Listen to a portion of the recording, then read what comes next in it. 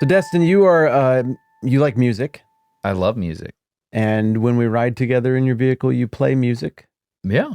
and you seem to like music from your childhood, which to me sounds like bang things against the walls, pop punk era, the old school early 2000s rock. So you are borrowing the runaround car.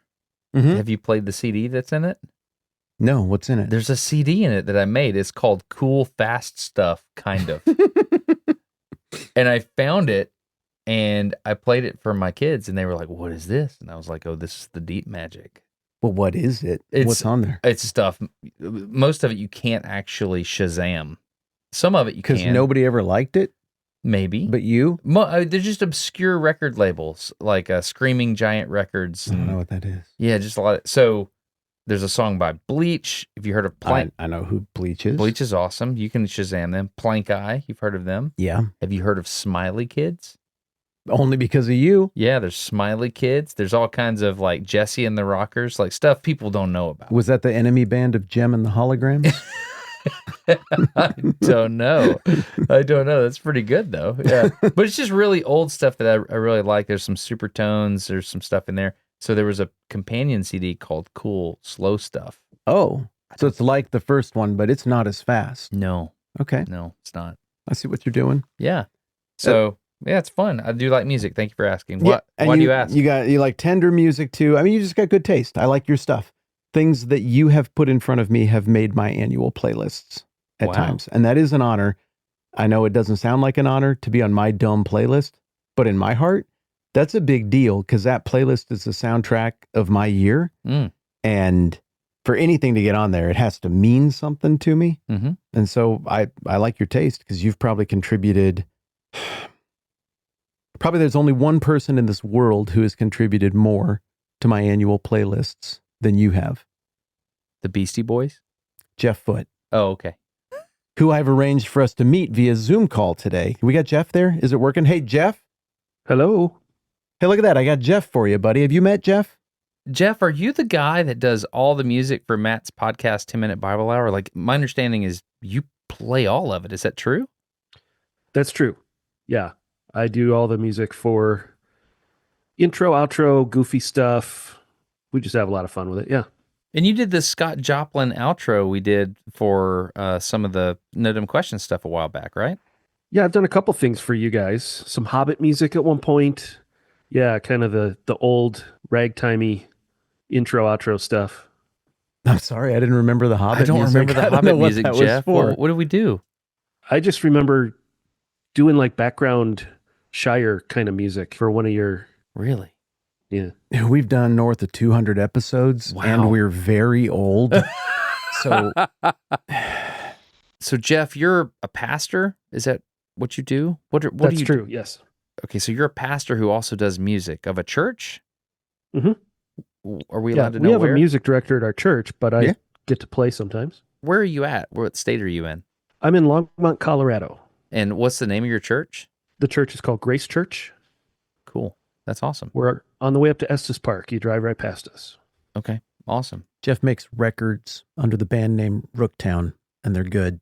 Rooktown? Are they on Spotify or? Mm-hmm. But can you actually buy the physical record? You can do that too. So do you sing? You do vocals on the records? I do. I do all of it. Oh, so you're literally a one-man band named Rooktown. That's true. Yes. What does the name of the band mean? I wanted to call it Rook, just a nice simple one thing. And then I looked and there's like 1,000 artists named Rook. Okay. So Rooktown just popped out and there it was. I used to play Rook with my granny on New Year's Eve. That's a big deal. And so Rook has a special place in my... So we're talking about the bird? The bird, the chess piece, the card game.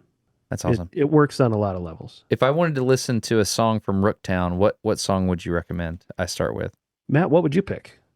Shadow Man is awesome. It's so weird and it's so good. So Shadow Man is a song I wrote about Matt's sleep paralysis nightmare. Oh, yeah. The song is about episode 15 of this podcast. Okay. Rooktown. I'm looking it up right now. Oh, man, what a cool logo. It's just a rook. What's on top of the rook's head? Something's on his head? Oh no, never mind. That's my Your phone. iPhone camera. I'm sorry. That's what is what's on his head. Spooklight. I've heard Spooklight. You wrote the Art Thieves theme. Yes. Forgot about that. Have you listened to that one carefully? Not carefully. Yeah, I mean, it's about your thing. Gosh, that's The- cool. The story of the Elizabeth Stewart Gardner heist. At the what's it called in Massachusetts? Is that where it's Yeah, at? the Boston where they stole the Rembrandt. Storm on the Sea of Christ. Galilee. Yep. It's Yeah, that's amazing. what that song's about. Now, Rembrandt is in the wind. What he does with the song that I really like, Destin, Mm-hmm. is he emphasizes that the art thieves are barbarians who don't understand what they stole. That's They true. don't even get it. They don't appreciate the art. It went to savages. And so there's just a lot of really cool layers to the writing on that song. Look at you, rooktown.net. That's awesome. We're your basic rock. It says we, but it's just you. Sure. This is awesome. Oh, look at you. You got some videos on here. So do you, Catch 22, do you do songs about books? I do. Yeah, I have one, Catch 22. I've done one on 1984. Oh, can I hear 1984? We're about, me and some buddies are about to read 1984. 1984 is an album I did under my own name, Jeff Foote. The album's called Sea of Tranquility. I did that one during COVID. Uh-huh. That Sea of Tranquility album was the soundtrack for TMBH podcast for 1,000 episodes. That's amazing. You understand music in a way I do not. You can make people feel things with music, right? Well, I think music always makes people feel things. So have you ever seen Rick Beato on YouTube? No. I like his stuff. He's an old school music producer. He does a series of videos called things like, why is this song great? And he just sits there, he breaks it down. And one of the things that blows people's minds when you put on a Rick Beato video is he'll sit there and listen to a song for the first time, and he'll have his little guitar in his hands, and he'll listen for a minute and kind of feel it, and then he just starts playing along. People are like, well, you've never heard the song. How can you do that? Well, Rick Beato sees The Matrix. I don't know Rick Beato, and he doesn't edit my daily Bible podcast and make music with me for it. But I do know Jeff and have since college, and Jeff has that same superpower. He sees the ones and zeros. He sees the matrix of the music. Is it okay if I just take a second to give a little bit more Jeff vouch here? Sure. I mean, you've already vouched enough. I'm impressed by Jeff because I've heard his music, but if you feel the need to, go ahead. Sometimes we do this daily podcast, right? It's 5 days a week, pick a book of the Bible, go through it 10-ish minutes a day. Sometimes we talk about culture, or there's little references or whatever, and we'll have a wild hair to throw some sort of pastiche or parody or homage. Speaking of wild hair, there's a wild hair on your mic. So, let me get that. Go ahead. I saw you start reaching toward my mouth real slowly. I was like, I don't know, I don't like it. Yeah. So every now and then there'll be some thing that I said. Like I'll say Roxanne a little too long. And it's like, oh, okay, well, that's sort of a nod to music, Sting, the Police. And Jeff will just latch on to that. And remember, he edits this podcast and publishes it every night for me. I send him a raw file. Every night? Yeah. Yeah. 5 nights a week. That's incredible. He just do it. It's great. He's a wonderful partner on that. But every now and then, in addition to that, he'll be like, Matt talked about, a Middle Eastern marketplace in Babylon in the 6th century BC, and he talked about Twisted Sister in this episode. I'm going to do a Middle Eastern bizarre version of We're Not Gonna Take It Anymore. Really? Yeah, and he bangs it out in like 10 minutes, dude. It just happens. He's like AI, but better and before AI. That's awesome. Do you have that? I have that. I do. Can we play you this short clip? Because it's amazing. Please do.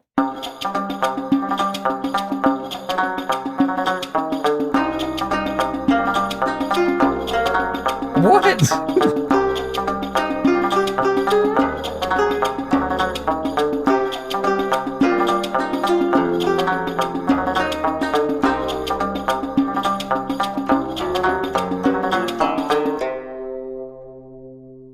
Ridiculous. That is ridiculous. And they weren't going to take it in the 6th century BC Babylonian Empire. So how long did that take? Half half hour. Really? But you did it for fun, clearly. Yeah, Like you enjoy this. absolutely. Oh yeah. So Creativity is the point. The whole reason I built the studio wasn't just to help Matt. It was to be able to do fun, goofy stuff like that. So it's a perfect fit. what a cool thing that you can do it and put it on the 10-minute Bible hour and dozens of people can hear it. I mean, Literally dozens. I'm Most of them joking. being No, my it's mom. tens of thousands. That's a lot of people. No, but I was just joking, Matt. I don't mind at all. Dude, you swing that joke as much as you want. So when I was younger, there was a music minister that I knew that went to a church I went to. His name was Randy Sharp. I called him Brother Randy. I really liked Brother Randy's music, and he told me about some software called Cakewalk. Mm-hmm. What is Cakewalk? So Cakewalk, if I remember right, that was a long time ago for me too, when I was doing music in churches, was a way to transcribe music. So you could put sheet music together for your teams. So it's a way to take the music from a recording and type it into play it on a keyboard, and it would just show up on the charts. And was that MIDI? Because I remember Mhm. back in the early days when I had a 286, 386 computer, when MIDI, you used to have a sound blaster card you had to put in the computer. And so a MIDI file was somehow computerized music that your computer would then turn into music. And so you might have a different trumpet on your computer than somebody else did based on the MIDI. What's the word I'm looking for? Synthesizer? Yeah, it's synthesis. So MIDI is a way for musical instruments to convert to digital, and they can talk to each other. They can talk to computers. It's a way to turn the audio into ones and zeros. So what do you make all of this music in? What do you use? Because I mean, I don't think you have a zither or a sitar there in your basement, and I heard a little bit of that. Don't dare me. I do have a lot of crazy instruments, but no, I run everything through software that Apple has called Logic Pro, and it has a lot of built-in sounds. So I connect it to my keyboard that then I can play just about any sound I want. And then I also have a guitar that I run through a profiler, which makes it sound like whatever kind of guitar I want it to sound like as well. So it's pretty much mostly 2 or 3 digital pieces, a guitar and a keyboard. And if you're feeling really crazy, your drums are mic'd up as well. You can play actual physical live drums there in your studio. Drums are my main instrument. But a lot of times the turnaround that we're working on, Matt, I don't have time to mix live drums. That's a time arduous kind of thing. A lot of the updated, modernized software, you got really good live sounding drums coming out of the software. So, but for my own projects like albums and things, I would play real drums on that. Okay, so first of all, I'm enamored by your skill set. This is something I'm a little jealous of your skill set, but at the same time, I have to blame myself because I feel like this is a world I would love, but I've never leaned in and taken the time to try to learn music. I just don't know the language of what you're doing. I have a dream of making a song video on YouTube. So there's this guy named Jack Conti. He owns Patreon.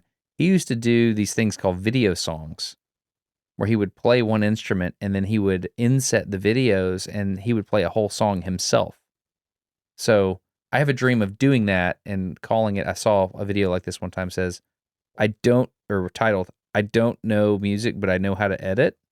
Mm-hmm. And so I want to do that, but I don't even know enough to know what to do. You'd have to listen to a song and then play one part. So how do you even do that? That's something I want to learn. Sure. Well, because you're a math, rocket science genius guy. No, I'm a redneck from Alabama. Well, I was thinking about what to share and how to explain this. And what made everything fall into place for me was when I stopped looking at music as letters or dots on a page and started seeing it as patterns and numbers. Okay.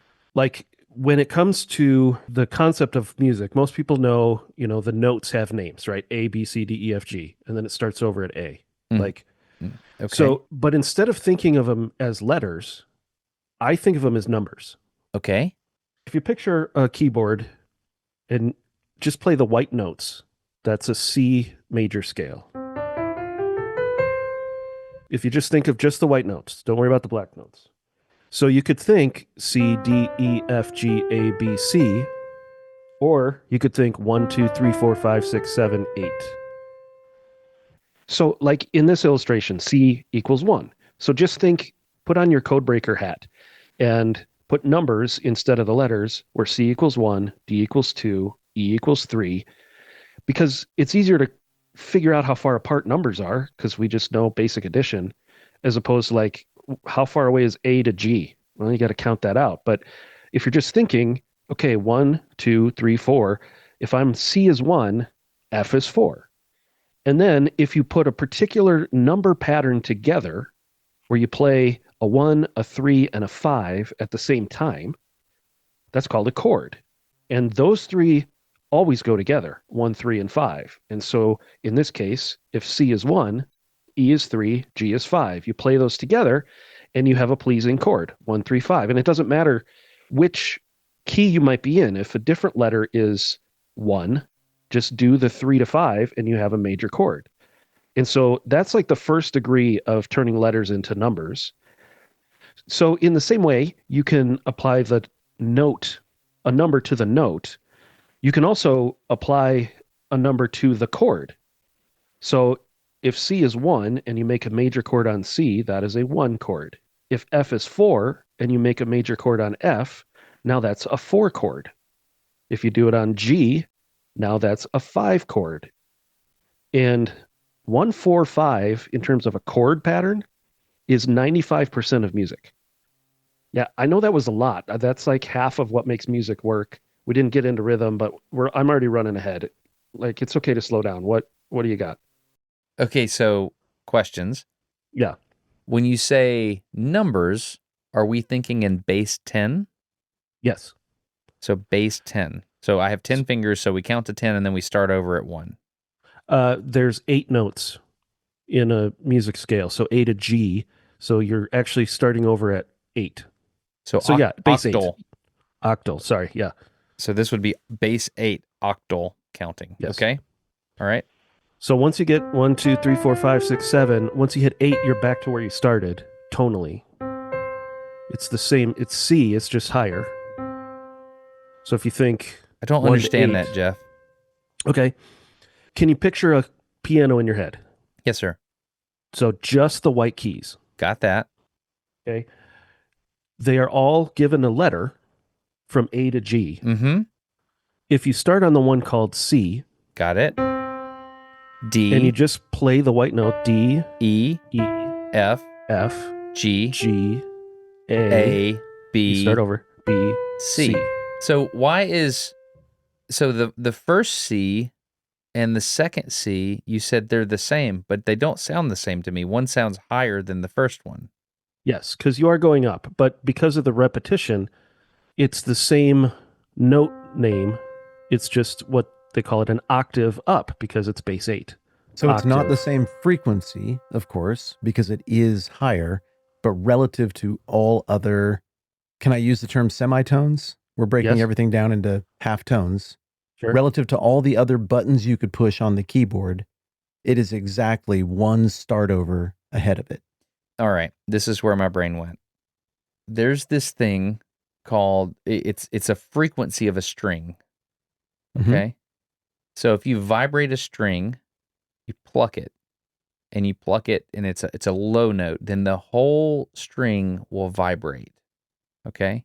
So from one side that it's tied off to the wall to this tied off to my finger, if I blong and I pluck it, the whole thing goes up and the whole thing goes down. But if I take that string and I divide it, there's a node right in the middle and I pluck it. I don't pluck it in the middle, but I pluck it 1/4 of the way on the side. Blong. Then the left half of the string will vibrate and the right half of the string will vibrate and there's a node in the middle. There's a name for that. Is that what we're doing? If you pluck a string and it vibrates at 440 hertz, Okay. that's an A. What does it That's sound this. like? Okay. So if you have that string and you cut it in half, you get the next A on, you get that frequency. And that's double? Yeah. And then all the frequencies in between create the different pitches you hear. So Jeff, if Destin wanted to just feel that interval that you just described of cutting a string in half or an octave, you use that word. Is there a song that you use in your brain? Stop. Octave. Did we not say octave yet? Yeah, but octave and octal. Is that connected? Sure. Yeah. Yeah. It is connected? Yeah. Why do you? I mean, I just hear the prefix oct in there. Does that mean eighth? Uh-huh. Okay. So those are connected. Math, octal, note, octave. Yeah. How would you define octave? So it's, again, there's 8 notes in a major scale. 2, 3, 4, 5, 6, 7, 8.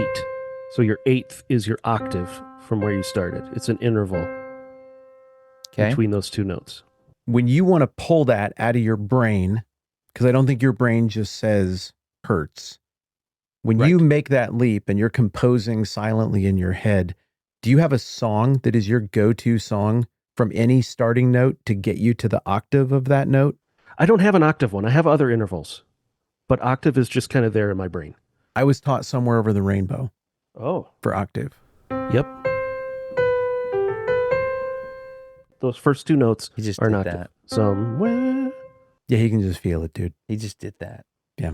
Okay.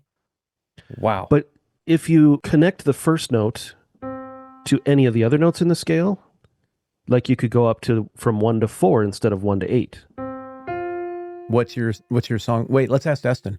What would be your song for remembering a fourth like that? I have no idea. I feel like I'm speaking to a wizard, and he knows, like I was joking earlier, the deep magic, and I have nothing. I have nothing in my pockets. I don't think you should feel like that. I think it is that. Okay. It is. This is so intimidating to me, and it makes me feel like a child that knows nothing. This is the deepest ignorance I have. Well, no, I'm sure there are other ignorances I don't even know the words for, but yeah, I'm so intimidated. I don't even know what just happened. You've shown us an octave, which is a 1 to an 8. Yes. You then showed us a fourth, which is a 1 to a 4. Can you play that again? Just think about all songs and melodies, It sounds like The Empire Strikes Back. That's what I use it for. That's exactly how I tune to a fourth, the Jedi theme. Are you serious? So when I tune a guitar on 5 of the 6 strings, I play the note, and then in my head, I hum the next note of the Jedi theme from that note. So Jeff, just give me a note that's in my range. Oh.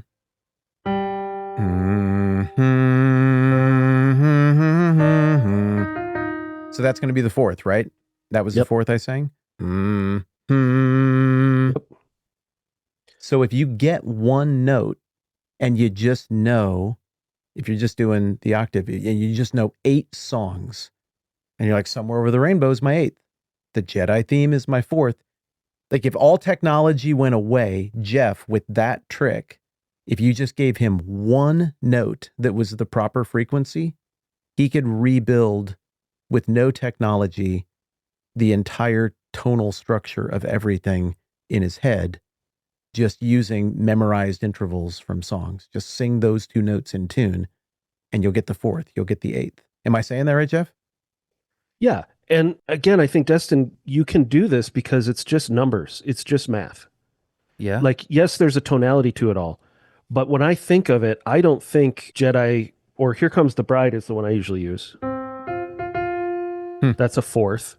But in my brain, it's a number. Oh, that's a 4th. Or the difference between major and minor. Major is a happy sound. Minor is a sad sound. Hate it. You do not. You know what I mean? Yeah, I mean, it does feel different. The difference is the number is the 3rd note in that sequence. 1, 2, 3.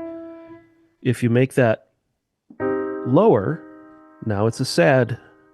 Major is it's all in the 3rd note in the sequence. So when I hear major minor, I'm thinking 3rd. When I hear Here Comes the Bride, I'm thinking 4th. Somewhere Over the Rainbow, octave. Yes, it's memory of tunes and tonality, but in my brain, it's numbers. So I'm a more primitive musician than Jeff. I was raised around it and I like music. I am a hobbyist. Jeff is a pro, longtime pro, with a better resume than even what we said. He's accomplished a lot. So Jeff is hearing the numbers. I do it by tune. By tune? Yeah, just eventually you hear things and you can kind of piece it all together and you're like, oh, well, that's like that song or that's that thing. Can you just do each of the intervals through the octave and say, like, what tune you were taught to think of when you were learning all of this? Yeah, but again, I didn't go through it that way. Well, let's see if we can just come up with them then. We'll make them up.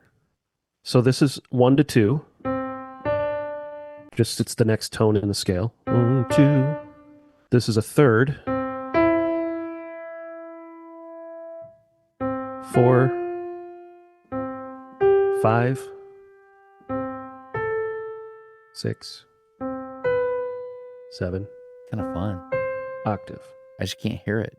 But you can tell they're different. Yeah, definitely. It's like a rising crescendo is not the word, because that's crescendo is when like the music gets more loud and it's like a rising moment. But I can hear it sounds like I'm in a rocket going up into the sky. Is what that sounded like to me. Jeff wrote a song called El Cohete. Oh, the rocket in Spanish. Yeah, you might like it. Okay, Jeff, let's attack it like this. Let me ask you a simple question and put yourself in Destin's brain. You know Destin, you know some things about Destin, you know what he's into. Try answering the following question with Destin in mind. What is music built of? What are the things that make music? Okay, the things that make music, you have a melody. That's the part that sticks in your head. So the Jedi theme is a melody. It's a sequence of notes that turn into a sentence. You have harmony, which is all the notes that support that melody in a way that makes sense. So the chords that are underneath it, the way you can do vocal harmonies, that's what a choir is. You're adding coloring to the melody. Could you just play a melody for us and then play that same melody with a harmony line to go with it? Okay. Melody with a harmony. So I thought to have harmony, you have to have at least two things. Is that right? Like two things, instruments or a voice, in order to harmonize. Is that true? Yes. So like if you took Amazing Grace. Okay.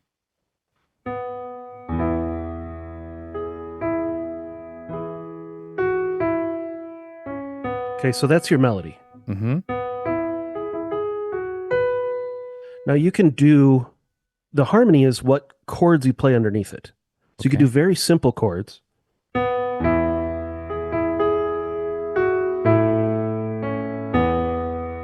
Okay, so there you're what I was doing in my left hand was changing the notes underneath it to give it color. You could also harmonize it with more interesting chords.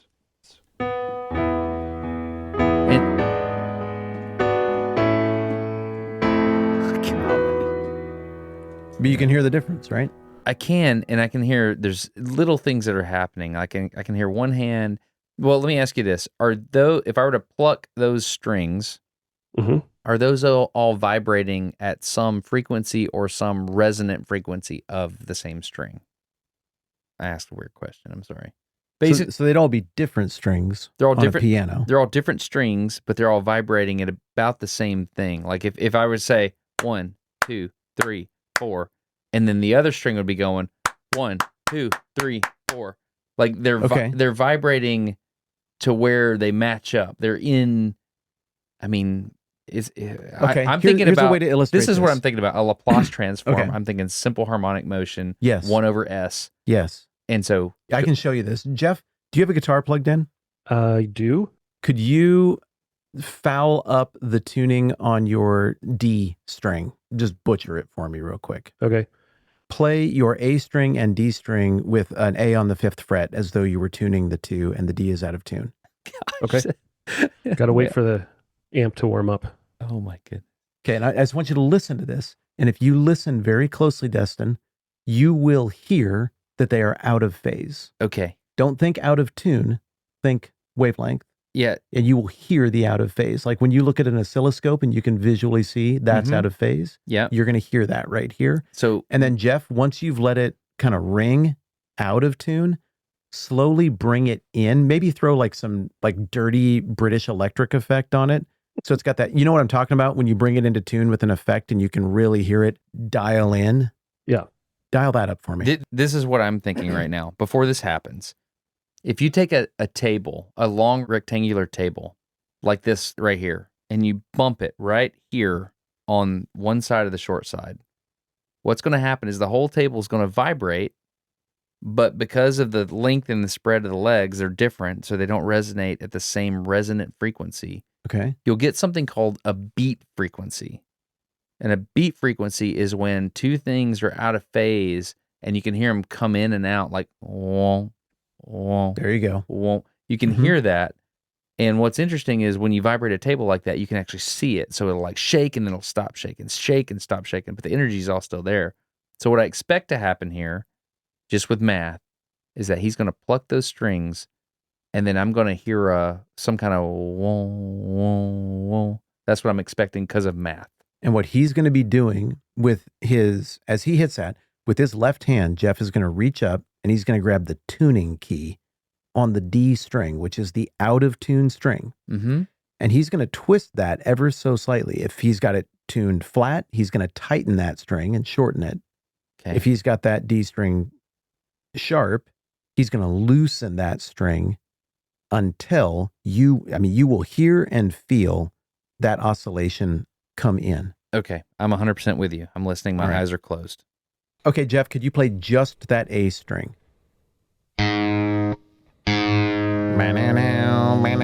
That sounds like your Rolling Stones effect there. I like that. Okay, now can you play that out of tune D? Okay, you feel why that's wrong? Okay, let them really ring for me now, Jeff. Both at once. Okay, now slowly letting them really ring, bring that D into tune and let us feel. Oh, hold on. I don't have it. Okay, play that A for us.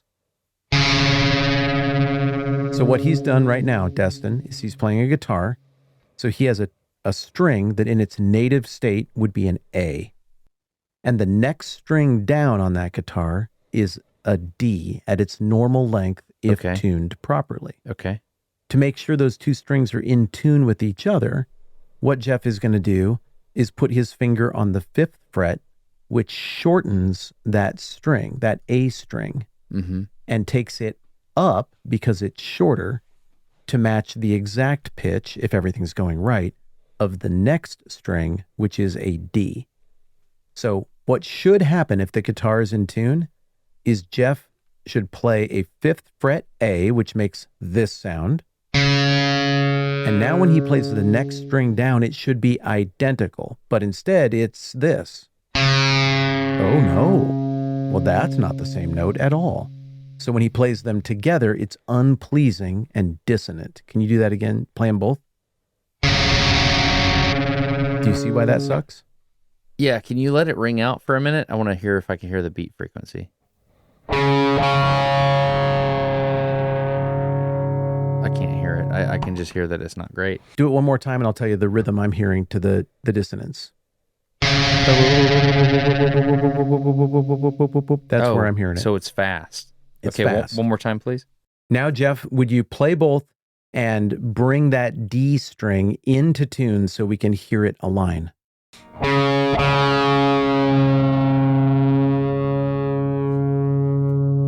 Did you hear it kind of come in? It's hard over the internet to hear it. You can feel it in person. It's just losing its sustain prematurely. Is that the same string? Now listen. Oh, he's tuning. Okay, that worked. Run that exact thing again with that effect. You will hear it go.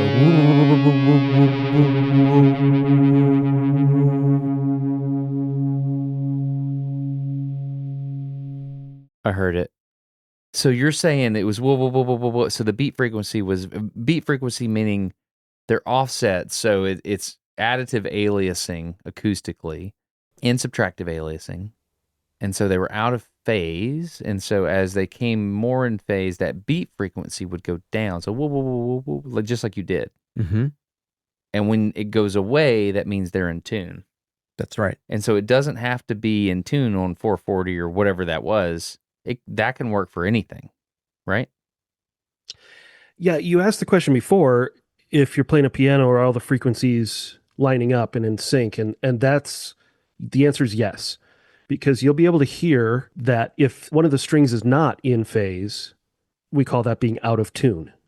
So you want the strings to be in tune with each other according to their frequencies. Interesting. So do you mind doing the Amazing Grace thing again? You don't have to do two hands, just the one hand.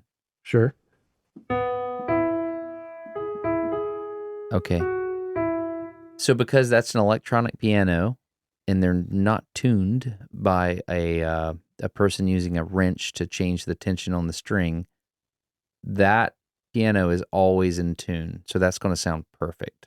Yes. Can you make, like you just adjusted the linear, it's called linear density. You just adjusted the tension on your string on your guitar. Is there an equivalent to be able to do that on a digital piano? I do have a pitch bend wheel Great on this question. keyboard, Okay. but I don't think it works just on the piano sound. Can you do it for different keys? Do you have the ability to that, or is it just a global application? It's a global, whatever note I'm playing. What I'm thinking in my head right now is, all right, this sounds dumb. We used to shoot rockets down ropes. Mm-hmm. We figured out that if you shoot the rocket faster than a certain velocity on a certain rope with a certain tension on it, the rocket would outrun the wave speed. It's called the wave speed of the rope. It's a function of the length of the rope and the tension on the rope. That's literally how we did the wave speed of the thing. We would tune the string with I bought a winch and I would tune the string for the rocket I was going to shoot by adjusting the tension on the rope. And so that's what I'm thinking about right now. I'm thinking about, my brain is in a very different place. I see an equation right now. I don't think that's a different place. Yeah. No, not at all. Okay. Once you can see the patterns in how the equations turn into music, Yes. that's when the quarter drops. That's when you can start to see things. I think of it almost like a language.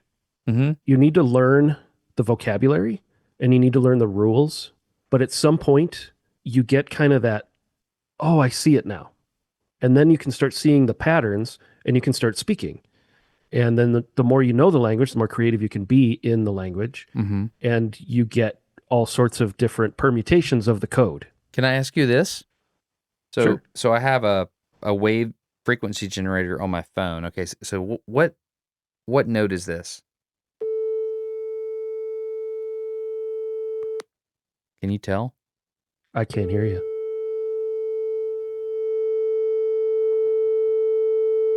It's not coming through. Well, that's not going to work. We're having technology issues. That's a 440, which you said is an A. Mm-hmm. I was just wondering, why is 440 versus 442? Like, this is 442. Make it a little more disparate. So the A is no. I have to do falsetto. I can't go that high. There's 480. No. That's the tone he's playing now. I guess the question is, why 440? Why is that an A? Like, is that pleasing to humans? Or, I'm about to ask a dumb question, is that a function of the atmosphere we live in on Earth? Like 1 atmosphere of pressure at sea level. Why 440? And not 447, you Right. mean? Yes, that's my question. I do not know the answer to that question, other than I guess you have to start somewhere. Why does it work is a great science question. But when you start there, everything builds off of that in a way that works. Okay. I mean, we're talking Western music when we're talking major scales. You know, different cultures have all sorts of different kind of rules or models. And most Western music, as we hear it and we think of as pleasing, is kind of all goes back to Bach. You know, Johann Sebastian Bach was kind of like the Isaac Newton of music. Okay. He figured out that if you do it in this order and you do it with these notes, it clicks in the human soul and in the human brain. And so a lot of the rules of music in Western cultures spring from him. I used to buy classical music CDs. When I first bought my first CD player, I remember the classical music greatest hits CD. I can picture it in my head, blue text, red writing on it as well. So I remember Mozart, Bach, Beethoven. Is Pachelbel a thing? I remember all these people that who wrote In the Hall of the Mountain King. Edvard Grieg. So I remember all these, and I used to listen to them like a nerd. So what you're saying is, out of everybody that I see there, I should appreciate Bach the most. Is that true? So Bach was first of the ones you mentioned. Bach was like early 1700s. Okay. And he really was the Isaac Newton of music. He figured out what the rules were, created kind of the laws of motion as it pertains to music. And then Mozart came later, late 1700s, and he was more like Da Vinci. Like, he just blew it up creatively. Mozart was like the first rock star, and he took it to the masses. Beethoven came next, early 1800s, and he made it epic. Like, he made it massive. And so they all just kind of built on each other. And that's kind of how music started reaching people. And then late 1800s, you've got this kid in New Jersey making phonographs, right? You get Edison, who figures out, oh, I can capture music. And then you don't have to go to the concert hall. You can just listen to it in your own home. So people start being able to listen to recorded music. You get radio shows up, and now you don't even have to own it yourself to hear it. And so music kind of shifted away from huge performance of orchestras. I mean, they're still there for sure, but you mix the phonograph with the radio with post-World War II kind of teenager culture, and all of a sudden we don't want 80-minute symphonies, we want 4-minute pop songs. They still, though, kind of follow the scientific rules that Bach discovered and laid down in terms of chords, melodies, why harmonies work, and we get to all the different branches of that tree, whether it's bluegrass or blues or jazz or whatever. We don't need to get into what a mode is, or even necessarily right now what a key is. But when I look at the names of the different, let's call them musical builds, ways that you can do a song, it looks like they've got names from all over the world. Like they're named after Anatolia or things like that. Are those remnants of pre-Bach music, or did they get their names some other way? That's a good question. I'm not sure I know the answer to, but a lot of the modal names sound very Greek. Lydian, Phrygian, Mixolydian. These are, the way you can think of certain scales and sequences of notes, but they get Greek names. So there's probably something, that goes all the way back to the way Greco-Roman music was happening, or at least the science of it all. Is what you're talking about the Bach revolution in solving and sciencifying music? Is that why medieval music has this kind of weird, foreign, quaint sound to us? Because it's pre-Bach? Yeah, and every culture has its own folk music, their kind of cultural sound. Even today, certain things to the Western ear would be like, ooh, that sounds weird. That's a weird scale. Like that's what? A weird note. Can you do it? Well, kind of like what we did before with Twisted Sister. But yeah, like this is going to sound normal to us because it's a major chord in the. But if I did this, that's a different pattern of intervals. What does that make you feel, Dustin? That pattern you just banged out. It feels darker. Yeah. Yeah. Mystery, suspicion, darkness. Yeah. So you said Bach is Isaac Newton. Yes. Mozart is Da Vinci, which means he got things going. He started applying things. And then Beethoven was just full send. Michael Bay. Okay. Michael Bay. So, what was music like before Bach? I understood part of your question before, Matt, but what was it like before Bach, and what did he bring to the table? Sure. Well, there was always sing-along songs, work songs, bar songs, church songs, the things people would sing along to Like that's always existed in every culture. What Bach did, though, was he organized everything around patterns of chords and tonality and made them much more symphonic and broad, and harmonizing became a huge thing. So part of what Bach did was he made things pattern recognition wise that open up a whole new world than just a simple melody. A whole new world, like that. That sounded pretty good, actually. Yeah. I'm joking. I don't know if Alan Menken can do that without Bach coming first. Really? Yeah. So Yeah. Alan Menken wrote that Aladdin song? Pretty sure. Okay, cool. Maybe I just pulled that out of thin air, but That's pretty impressive. There's songs that I think about, you were talking about church songs, bar songs, that I could sing along with easily, and songs I can't. One of which I think about a lot is A Mighty Fortress Mhm. by Luther. Is that pre-Bach? that would have been pre-Bach, yes. And that was a bar song melody that he added lyrics to about A Mighty Fortress. Really? Can you So play that a little bit melody of it? existed. Yeah.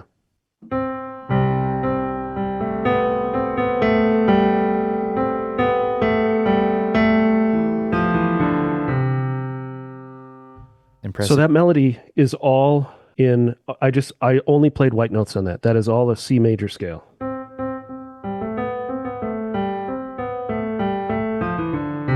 And he uses all of them. Like, what did Bach do to make that different? I don't understand. That was a pre-Bach song, and it used all those scales. Did he invent the scale, you say Bach is Newton, but I don't understand why. So Bach was the one who started putting harmonies underneath things that made sense. Can you show me how Bach would play that song? I don't think I'm that good of a piano player, but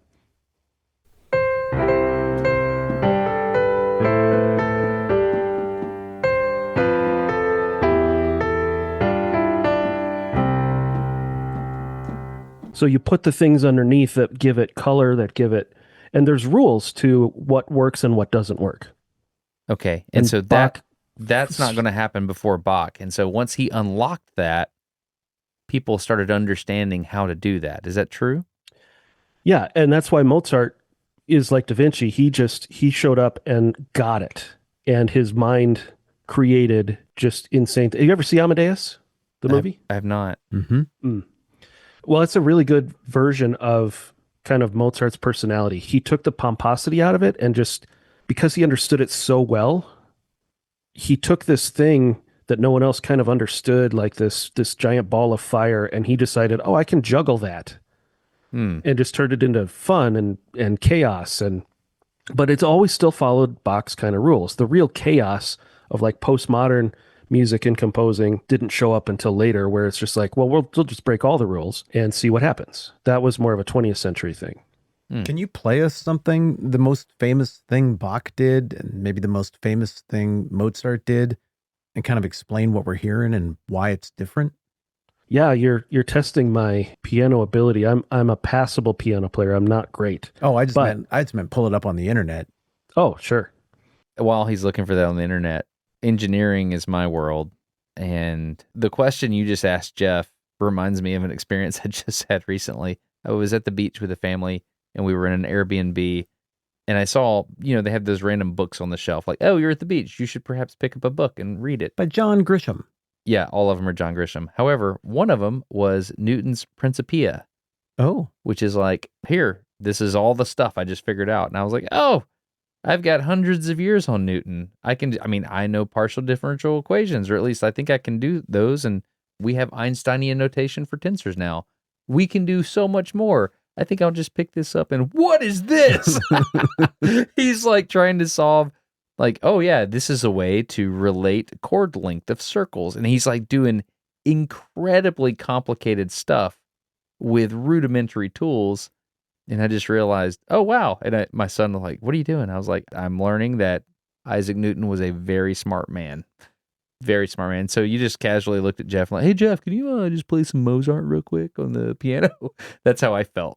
He could bang something out, but I'd like you to hear a symphonic presentation of something famous you might recognize from each of these composers, and just see what you notice in terms of the difference between them. Okay. Okay, so here's Bach.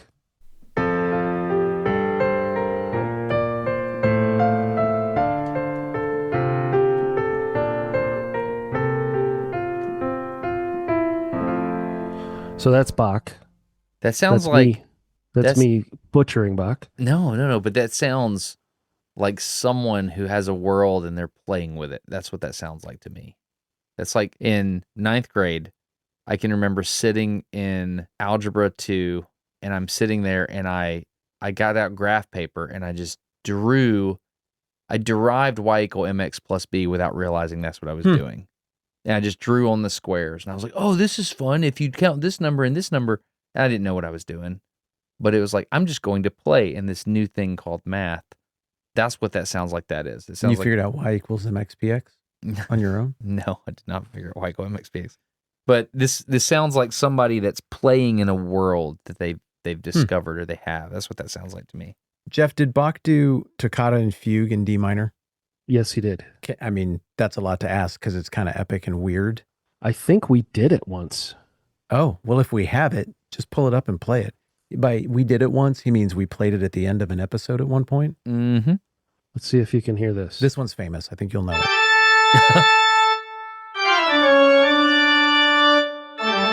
Yeah. I Right? want to suck your blood. Yeah. Yeah, I mean, that's you playing that, right, Jeff? Yes. Yeah, that's That's pretty dang fun. good. Can you let it go just a second longer so we get the walk back up the scale? Well, no, because we turned it into our outro. Oh. Oh.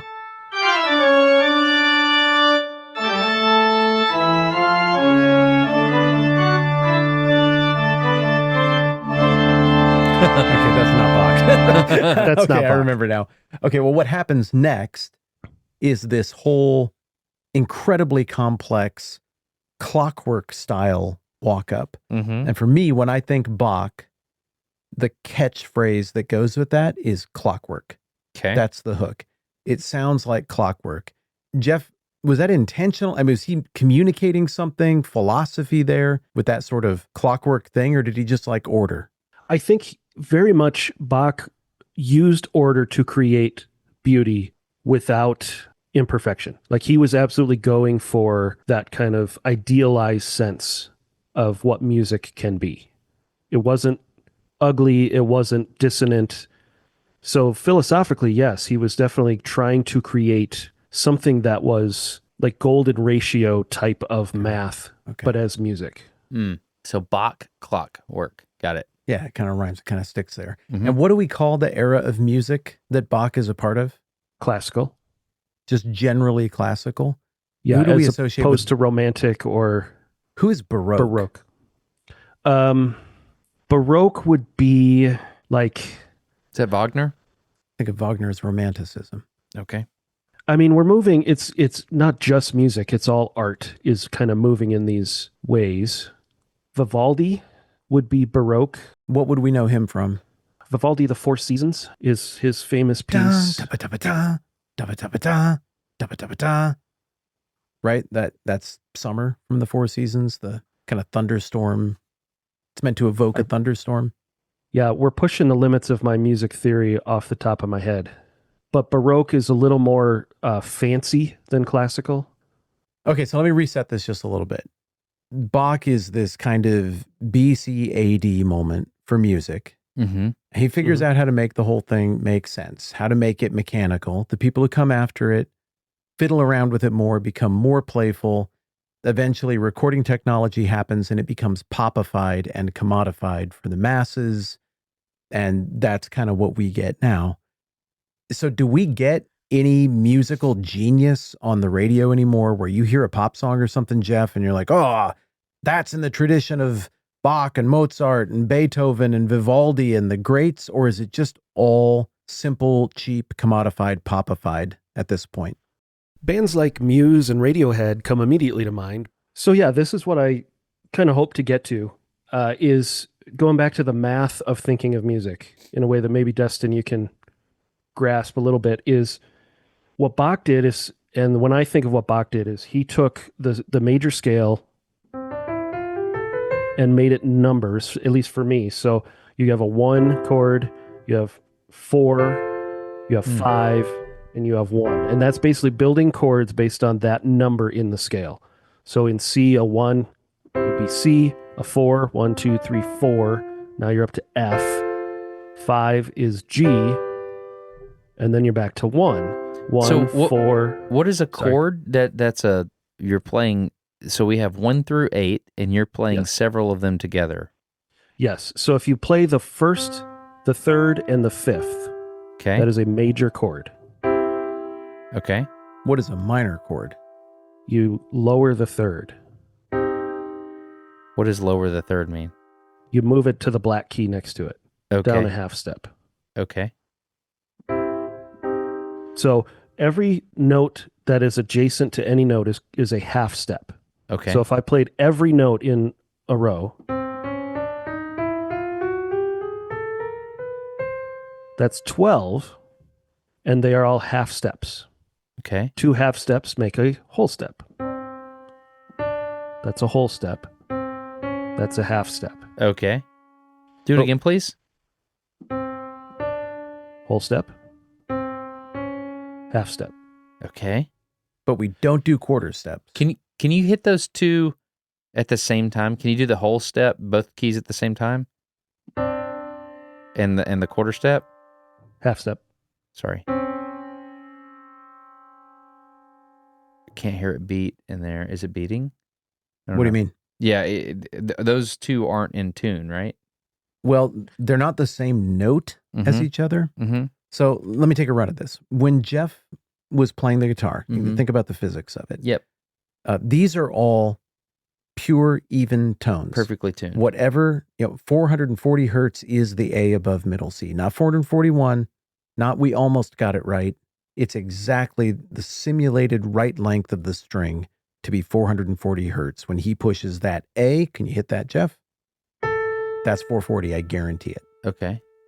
In this case, everything will be exactly mathematics. So whatever is a B, when he plays that, it will be exactly right. But when we're playing a guitar or something without frets, like a violin, do you know what a fret is? I do. So a fret is useful because if you get it anywhere inside the fret when you're playing a guitar, You're changing There's the a length huge- of the string. but evenly, there's a huge margin of error. If you're at the front end of the fret, the back end of the fret, it doesn't matter. The fret forces the string to shorten to the exact length that will get you, in this case, Yep. 440 hertz. Okay. On a violin, though, there are no frets. So if you miss a little bit, that violin, it's going to have more humanity. Oh.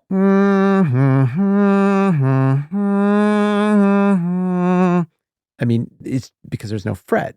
So you're getting 441 hertz Oh. at an A, and it kind of works, and the excellent musician can kind of feel that and even play with those barely misses to give it humanity, I suppose. Whereas what Jeff is doing with this keyboard or a well-tuned piano, it's just the right note, full stop. Yeah. So when Jeff was doing the tuning exercise earlier, let's say he was doing the A above middle C.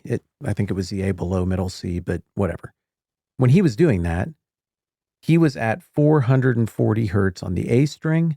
Then he took that up 5 frets and he played a D. He shortened the A string. So it was exactly right. When he was tuning that key, he was basically going 1 hertz at a time until he got to where he needed to be. Mm-hmm. And then we could feel it come in.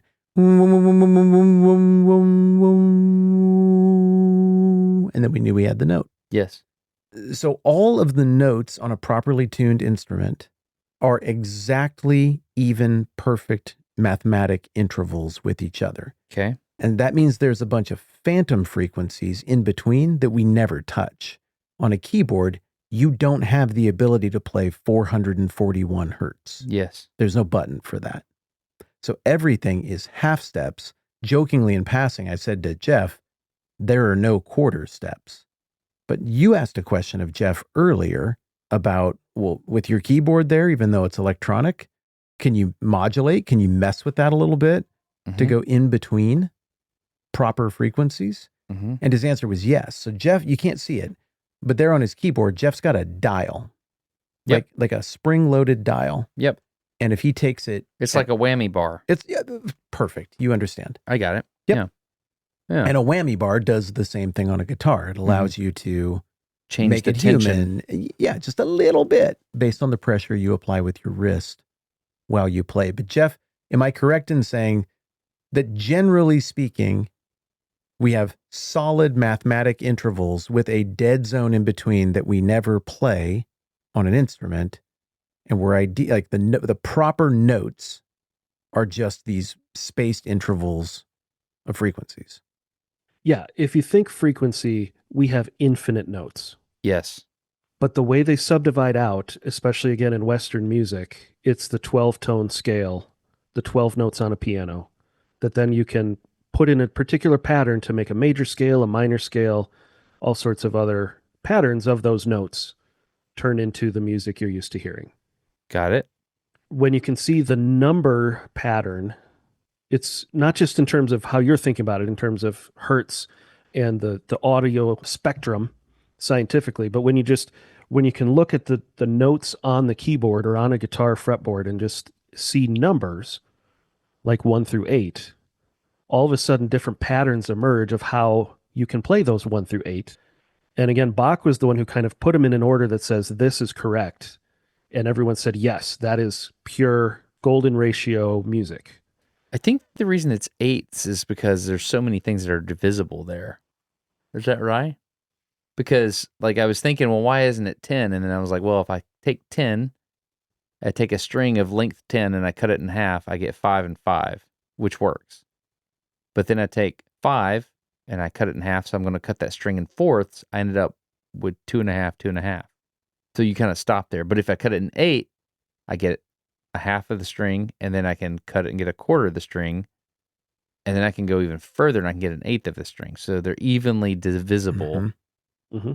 So I mean, 10 doesn't appear in the golden ratio doubling trajectory. Oh shoot! I just got something. 1, So 2, 4, 8, 16. It could even be 16ths or 32, but that would get outside of the human hearing capabilities, the auditory scale, because we can only hear from what, like 20 hertz up to 40 kilohertz. Is that what we can hear?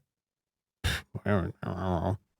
Yeah, the subdividing of powers of 2, powers of 4, as opposed to 3 or an odd number, absolutely gets it in a way that we can process better. And the piano was kind of, I mean, that was Bach's instrument. So when I think of how music subdivides, I think of keys on a piano in my brain.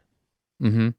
But on a violin or a cello or something without frets or without the predetermined string rates, you could hit all of those frequencies in between, like you said, or with a whammy bar or bending a guitar string. Right. But Yep. we don't because it's unpleasant. Is that my understanding?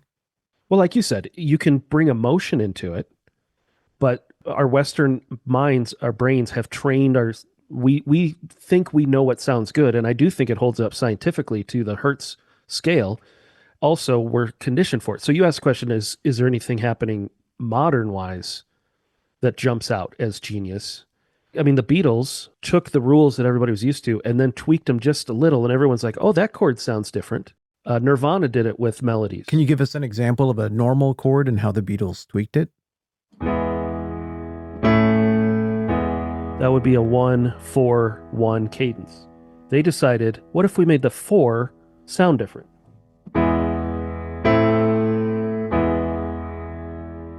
And so you get, now instead of that, you get that. And people would sit up. Or, here's a good one. Sitting on the dock of the bay.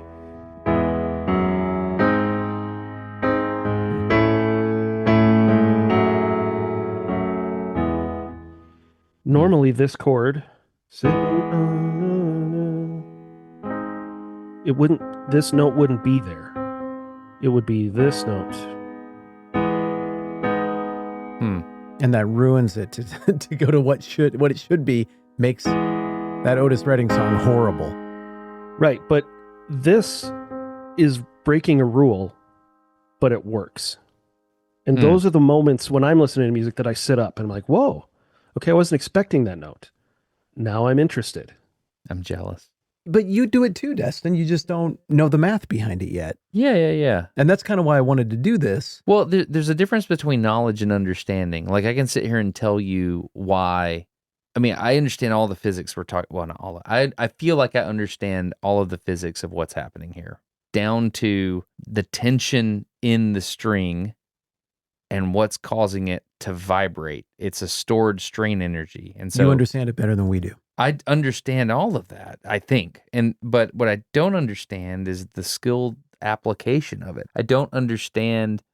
I can't hear what you're hearing, and it's if I feel like a blind man, and in this regard, and not being able to see a painting that you guys are working on together, and I'm quite jealous. But it's really fun to understand. I mean, to understand it at the level. But this is something I really want to work on. I think, as I get older in life here, I'm in my 40s, and I think, this is an area that I really want to explore, and this is something I want to do. And so I think in order to do that, I need to let go of all of the math understanding. You're not the first person to try to explain music to me with math. Probably won't be the last. But I almost feel like I need to let go of all that. And it's like I'm getting in my own way. That's what I feel like. Like, I feel like I'm getting in my own way, and if I could just flow in the music, I feel like it would work. Does that make any sense, Jeff? Yeah, and you know how to feel when you hear music. Mm-hmm. That's built into just the human condition. Okay. And I would agree. I think the way you're processing is overcomplicating things, where I think once you catch the simplicity, there's only 8 notes in a major scale. Mm-hmm. It doesn't need to be more complex than that. It's just, okay, if I use these 8 notes in this way, it can sound like this. If I use them in this way, it sounds like that. Wait, what if I make this note different than what I would normally hear there? Oh, now that's a different color. That's a different tonality. So the point of music is to really have it all wash over you. Yeah. What we're talking about is, okay, what recipe am I using? Am I going to use this chord or that chord, this note or that note? And all of a sudden you get a different outcome. Mm-hmm. And so it depends on how deep in the analysis you want to get. But if you just learn a couple tricks within the simplicity of it, all of a sudden I think things will start to make more sense for you. Can I completely embarrass myself in front of you? So you're like, I've been doing it in front of you this whole time. So I don't know what the word is. There's a melody I wrote in my head when I was a kid, and I sing it when I'm alone in my car every once in a while, and I'm very embarrassed by this, but I would like to know what it is in music. Okay. So I'm gonna sing it to you. Totally, I'm bearing my soul here. This is scary, but okay, I'm gonna sing it. Ready? I don't know if I can do it. All right, here we go. Just do it like da-da-das. Yeah, I understand. Da-da-da-da-da-da-da. Da-da-da-da-da-da-da-da. Da-da-da-da-da-da-da. Da-da-da-da-da. Da-da-da-da-da. Da-da-da-da-da-da. Da-da-da-da-da-da-da. Da-da-da-da-da-da. Da-da-da-da-da. That's a thing I've done since I was a teenager. I'm really embarrassed You right wrote now. that? Yeah, I did. I like it. So what is that? What did I just do?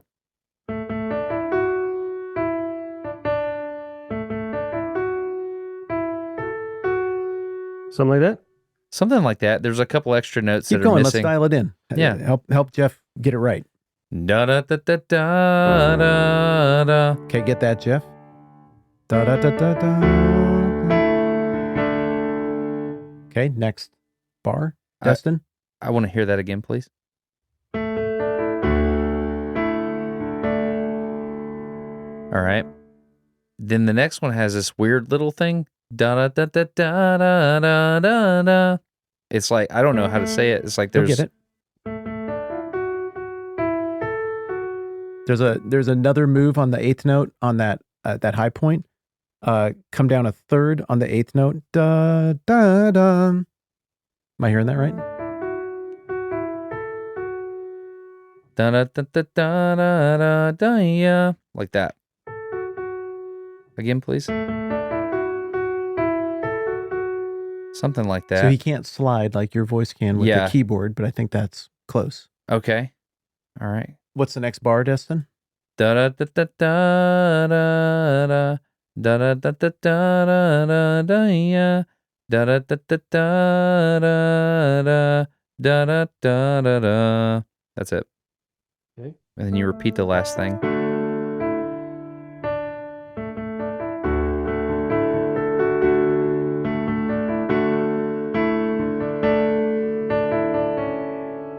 How does that last one go? Da da da da da. It just goes up 2, and then down 3, I think. Da da da da da.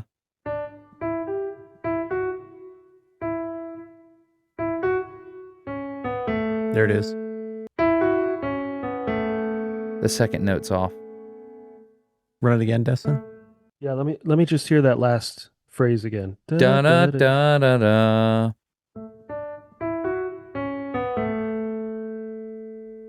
I don't know. Can you try it?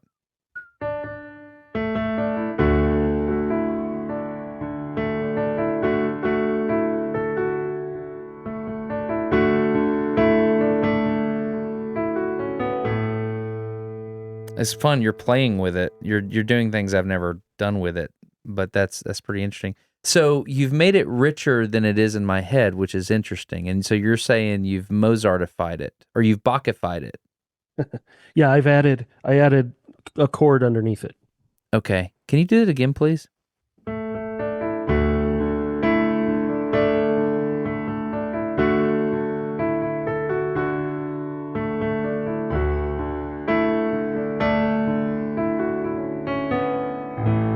It's close. It's not quite what's been in my head, but so what you're saying you did is you took the notes I was humming, and then you understood those, and then you followed some little tricks and rules to put other notes under it that were similar to the ones I was singing. That's what you're doing. So I heard the melody, and I'm sorry I didn't get it exact, but by playing it, I figured out this is your home note. Okay. Which tells me that's the one chord. So we're thinking numbers. So that's the root chord underneath it that makes this whole melody make sense. Okay. And then I can change that.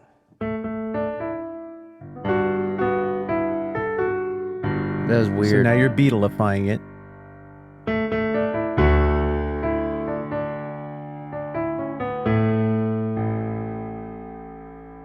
It makes me feel things. That's pretty cool. It makes like this little thing I've done makes me feel a certain way. It's like positive, and it makes me feel hopeful, and it's really fun to hear you kind of color it and make it bigger.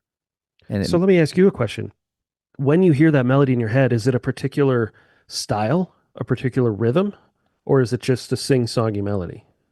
What does that mean? I don't know what a... Do you picture an orchestra playing it? Do you picture it as a soundtrack to a movie? Is it? It's just a hopeful, joyful thing that I feel. I don't even think I pick an instrument. I don't feel an instrument. Could you do that with a guitar? Like, could you hit a button and change your piano to a guitar? Not while we're recording. Oh, okay, cool. Yeah. Okay. But like, do you picture, this is how... I don't know what to do with it. I feel this like is how the OC Supertones would play this melody. No, not at all. I don't do anything like that. But I do feel like it's a certain section of a song I've been singing my whole life, and I feel like it's a smaller part of a bigger thing.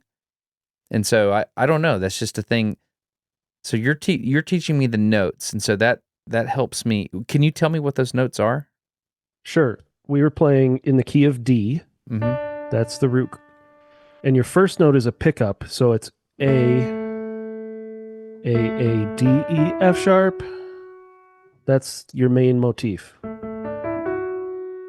by pickup, in my brain, a note that just sort of rolls you into the main theme. And to go back to the numbers thing, my brain, I hear 5, 5, 1, 2, 3, because that's the number corresponding to those notes in a D scale. Awesome. Well, that's fun. Okay, well, let's do this. Jeff, where do you hear that going next? I'd like to hear of what you imagine the next movement in that matches what